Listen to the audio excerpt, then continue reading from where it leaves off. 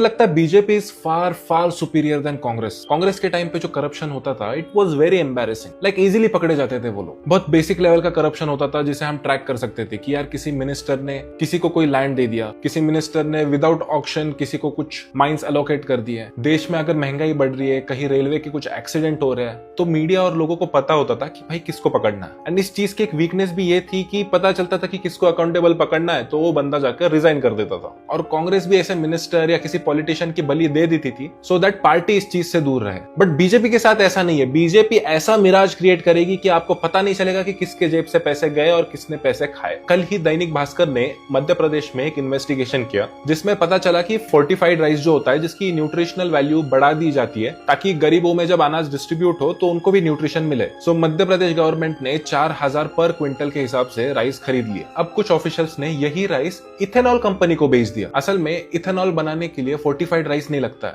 वहां पे broken rice की जरूरत होती है जिससे इथेनॉल बनता है। बट स्टिल इथेनॉल प्लांट्स ने वही राइस गवर्नमेंट से 2320 पर क्विंटल के हिसाब से खरीद लिया। बट इथेनॉल प्लांट्स वालों को तो पता था कि भाई ये राइस अपने कुछ काम का नहीं है, तो उन्होंने क्या किया, ये जो मिला हुआ राइस था उन्होंने राइस मिल्स को बेच दिया 2800 रुपए पर क्विंटल के हिसाब से, और राइस मिल्स से सस्ता ब्रोकन राइस खरीद लिया जिससे इथेनॉल एक्चुअली बनता है। अब जिन राइस मिल्स को ये फोर्टिफाइड राइस बेचा गया था उन मिल्स ने उसी राइस को पैकेज करके वो राइस गवर्नमेंट को फिर से बेच दिया। और जब तक राइस वेयर हाउस में पहुंच जाता है किसी को कुछ पता नहीं चलता कि 4 लोगों को प्रॉफिट हुआ है। और अगर किसी को पिन पॉइंट करने भी जाओ तो वो तो बोलेगा कि यार मैं तो बस खरीद रहा था। And this is not just a single case. आप मुझे बताओ पिछले 1-2 साल में आपने ऐसे कितने केसेस नोटिस किए? एसएससी सीजीएल का किसी गलत कंपनी को कॉन्ट्रैक्ट दे दिया है। नीट एग्जाम के पेपर अगर लीक हो रहे हैं तो उसकी अकाउंटेबिलिटी कोई लेने के लिए रेडी नहीं है, जिसके कारण हर इंसान बोलता है कि मैं तो रिजाइन नहीं करूंगा, मेरी गलती नहीं है इसमें। सिटीजंस को परपेचुअली ये लगता है कि यार कुछ तो गड़बड़ हो रही है, पर हम एग्जैक्टली बता नहीं पा रहे कि कहां प्रॉब्लम है। And that happens because BJP के पास एक एक्सीलेंट स्किल है। I wish I had that skill.